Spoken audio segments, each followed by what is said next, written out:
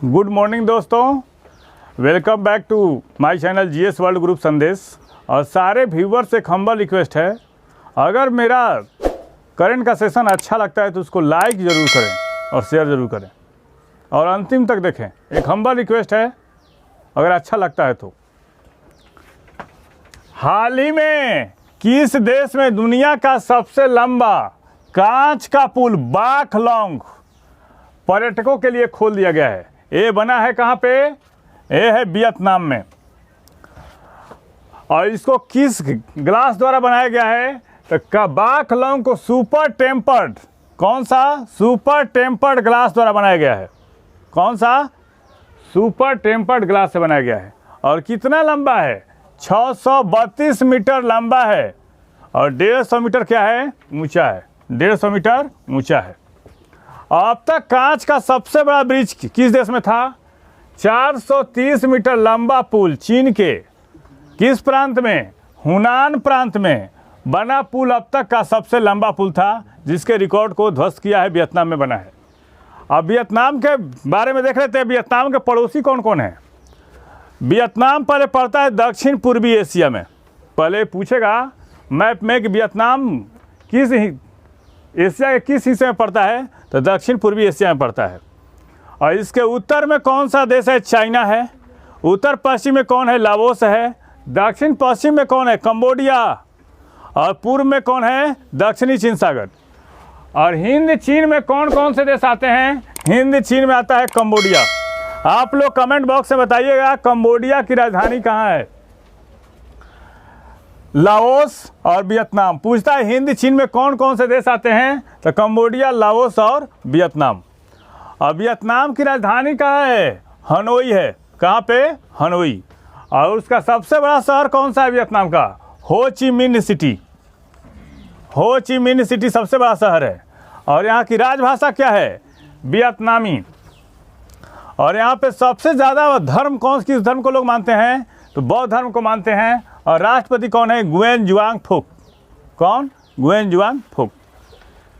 1 मई को हाल ही में कौन सा दिवस मनाया गया? अंतर्राष्ट्रीय श्रमिक दिवस।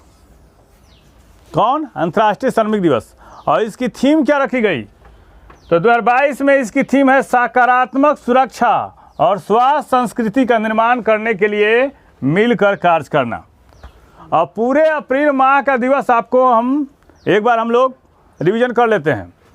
तो 1 अप्रैल को कौन सा दिवस मनाया गया था? 1 अप्रैल को मनाया गया था उत्कल दिवस। कौन सा? उत्कल दिवस। और आरबीआई का स्थापना दिवस। आरबीआई का स्थापना दिवस मनाया गया था। 2 अप्रैल को कौन सा डे मनाया गया? 2 अप्रैल को मनाया गया अंतर्राष्ट्रीय बाल पुस्तक दिवस। कौन सा? अंतर्राष्ट्रीय बाल पुस्तक दिवस मनाया गया। 4 अप्रैल को कौन सा डे मनाया गया? 4 अप्रैल को मनाया गया अंतर्राष्ट्रीय खाद्यान्न दिवस। अंतर्राष्ट्रीय खाद्यान्न दिवस मनाया गया। अंतर्राष्ट्रीय खाद्यान्न दिवस। 5 अप्रैल को कौन सा डे मनाया गया? 5 अप्रैल को मनाया गया national maritime day. National maritime day मनाया गया। कौन सा? National maritime day. 7 अप्रैल को कौन सा डे मनाया गया? 7 अप्रैल को मनाया गया विश्व स्वास्थ्य दिवस। कौन सा? विश्व स्वास्थ्य दिवस मनाया गया। विश्व स्वास्थ्य दिवस। 9 अप्रैल को कौन सा डे मनाया गया? 9 अप्रैल को मनाया गया सीआरपीएफ का शौर्य दिवस। 9 अप्रैल को कौन सा डे? सीआरपीएफ का शौर्य दिवस मनाया गया। कौन सा? शौर्य दिवस। 10 अप्रैल को कौन सा डे मनाया गया? 10 अप्रैल को विश्व होम्योपैथी दिवस मनाया गया। क्या मनाया गया? विश्व होम्योपैथी दिवस। होम्योपैथी दिवस। 11 अप्रैल को कौन सा डे मनाया गया? 11 अप्रैल को मनाया गया पार्किंसन डे। विश्व पार्किंसन दिवस। कौन? विश्व पार्किंसंस दिवस मनाया गया। और 12 अप्रैल को कौन सा दिवस मनाया गया? मानव का अंतरिक्ष में उड़ान दिवस मनाया गया। मानव का अंतरिक्ष में उड़ान दिवस। उड़ान दिवस मनाया गया। और 14 अप्रैल को भीमराव अंबेडकर की जयंती पे कौन सा दिवस मनाया गया? समानता दिवस 14 अप्रैल को या ज्ञान दिवस मनाया गया? समानता दिवस और ज्ञान दिवस। 19 अप्रैल को कौन सा डे मनाया गया? 19 अप्रैल को मनाया गया यकृत दिवस। 19 अप्रैल को कौन सा डे मनाया गया? विश्व यकृत दिवस मनाया गया। कौन सा? विश्व यकृत दिवस। विश्व यकृत दिवस। 22 अप्रैल को कौन सा डे मनाया गया? 22 अप्रैल को मनाया गया 22 अप्रैल को मनाया गया पृथ्वी दिवस। पृथ्वी दिवस मनाया गया। 23 अप्रैल को कौन सा दिवस मनाया गया? विश्व मौसम विज्ञान दिवस। 23 अप्रैल को कौन सा? विश्व मौसम विज्ञान दिवस। विश्व मौसम विज्ञान दिवस। और 24 अप्रैल को कौन सा डे मनाया गया? पंचायती राज दिवस। 24 अप्रैल को कौन सा डे मनाया गया? पंचायती राज दिवस मनाया गया। कौन सा? पंचायती राज दिवस मनाया गया। 1 मई को महाराष्ट्र राज्य का कौन सा स्थापना दिवस मनाया गया? 62वां स्थापना दिवस। कौन सा? 62वां स्थापना दिवस। इसका गठन कब हुआ था? 1 मई 1960 को। और भारत में सर्वाधिक बांधों वाला राज्य कौन सा है? महाराष्ट्र है। कौन? महाराष्ट्र। और टंडोवा राष्ट्रीय उद्यान, नागजीरा राष्ट्रीय उद्यान, गुगामल राष्ट्रीय उद्यान, मेलाघाट राष्ट्रीय उद्यान, मेलाघाट राष्ट्रीय उद्यान, बोरीवली राष्ट्रीय उद्यान, बोरीवली राष्ट्रीय उद्यान, तुंगरेश्वर राष्ट्रीय उद्यान, तुंगरेश्वर राष्ट्रीय उद्यान कहाँ है? ये है महाराष्ट्र में। महाराष्ट्र की सर्वोच्च चोटी कौन सी है? कालसुबाई है। और यहाँ पे कौन कौन सी नदियाँ बहती हैं? नर्मदा, ताप्ती, गोदावरी, भीमा नदियाँ बहती हैं। और भारत की सबसे बड़ी प्याज की मंडी कहाँ है? यह है नासिक में। और विधानसभा सीटें कितनी हैं यहाँ पे? 288। लोकसभा सीटें कितनी हैं? 48। और राज्यसभा सीटें कितनी हैं? 19 है। बैडमिंटन एशिया चैंपियनशिप में भारत के किस 2 ओलंपिक पदक विजेता खिलाड़ी को कांस्य पदक मिला है? पीवी सिंधु। और इसमें इस प्रतियोगिता में स्वर्ण पदक किसको मिला है? जापानी खिलाड़ी अकाने यामागुची को स्वर्ण पदक मिला है। और इसका आयोजन कहाँ हुआ था? मनीला में, फिलीपींस की राजधानी मनीला। प्रधानमंत्री नरेंद्र मोदी द्विपक्षीय एवं बहुपक्षीय संबंधों को बढ़ावा देने के लिए किन यूरोपीय देशों के दौरे पर हैं? जर्मनी, डेनमार्क और फ्रांस। और यूरोप के 65 घंटे के दौरे में वो पहले जर्मनी की यात्रा पर जाएंगे, वहाँ के चांसलर ओलेफ शॉल्ज से मिलेंगे। उसके बाद डेनमार्क के प्रधानमंत्री मेट फ्रेडरिक्सन से मिलेंगे। उसके बाद फ्रांस के इमैनुअल मैक्रोन से। और वहाँ पर तीनों देशों के दौरे के दरमियान 7 देशों के राष्ट्राध्यक्षों से द्विपक्षीय और बहुपक्षीय बायलैटरल डायलॉग होगी, जिसमें आर्थिक संबंधों को बढ़ावा देने के लिए एक दूसरे के देश में निवेश करने के मुद्दे पर बात होगी।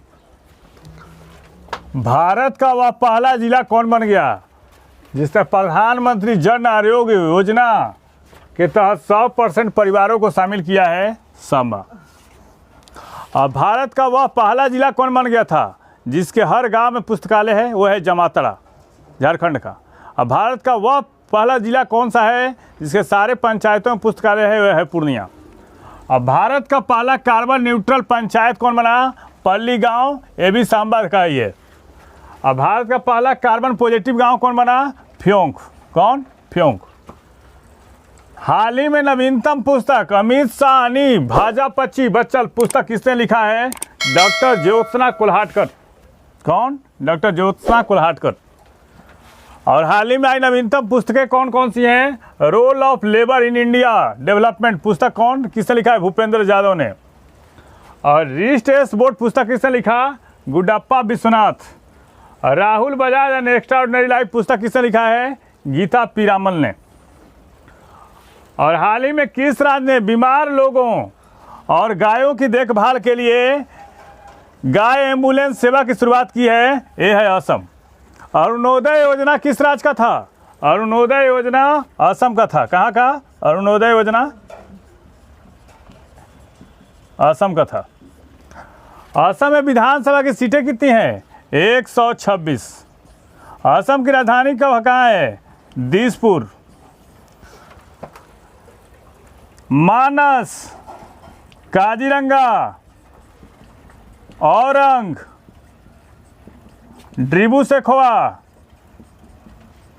सेखोवा, नमेरी, रायमोना राष्ट्रीय उद्यान कहाँ है? ये है असम में है। कहाँ के? असम में। और असम का मुख्यमंत्री कौन है? हेमंत बिश्व शर्मा है। हेमंत बिश्व शर्मा। वायुसेना की ज़रूरतों को ध्यान में रखते हुए LAC पर रक्षा मंत्रालय ने कितने एयरफील्ड बनाए जाने की घोषणा की है? 24।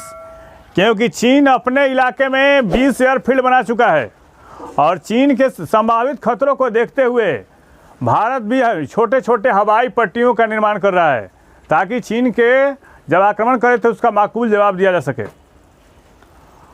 और 2024 तक 24 एयरफील्ड को आधुनिक सेवाओं से लैस होंगे। इसमें नौसेना के 9 और एविएशन रिसर्च सेंटर तथा तटरक्षक बल के 2-2 एयरफील्ड विकसित किए जाएंगे जो भारत की सीमा चीन से लगती है, वहां पे विकसित किए जाने की बात की जा रही है।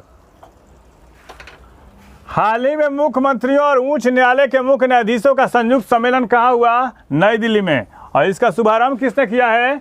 इसका शुभारंभ किया है नरेंद्र मोदी ने। इसमें किस बात पे चर्चा की गई कि भारत में 10 लाख लोगों पर 20 न्यायाधीश हैं और अवमानना जो कंटेम्प्ट होता है, कोर्ट ऑफ कंटेम्प्ट, उसके अवमानना के मामलों पर चिंता व्यक्त की गई। और इसमें सबसे बड़ी पहल है कि न्यायाधीशों की संख्या को बढ़ाई जाए।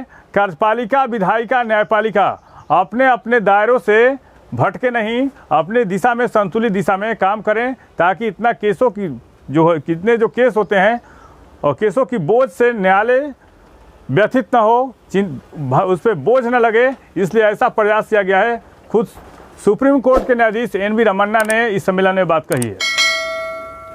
हाल ही में पेरू का सर्वोच्च सम्मान जोस ग्रेगोरियो पाज सोल्डन किस भारतीय को दिया गया है? BK हुबास। किस राज्य के? महाराष्ट्र का। और ये जो पुरस्कार दिया जाता है वो राजनयिकों को ही दिया जाता है जब दो देशों के बीच सांस्कृतिक, आर्थिक और बायलैटरल द्विपक्षीय मुद्दों को आगे बढ़ाने में मदद करते हैं। ऐसे राजनयिकों को ही ये पुरस्कार दिया जाता है। इस चैनल के माध्यम से सही विषयों का तथ्यपरक विश्लेषण किया जा रहा है। आप इस चैनल से जुड़िए, लाइक कीजिए, सब्सक्राइब कीजिए। Thank you.